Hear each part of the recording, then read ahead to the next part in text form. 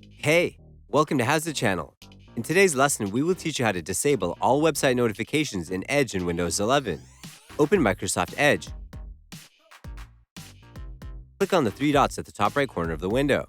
Choose Settings from the list. Select Cookies and Site Permissions from the left side list. Scroll down the right side list. Click on Notifications. Look for Ask Before Sending option. Turn the switch off. The notifications will be disabled.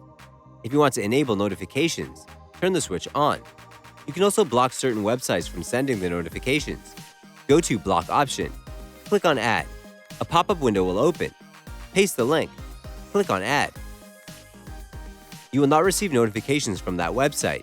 You can also disable all notifications and add exceptions. Go to Allow option.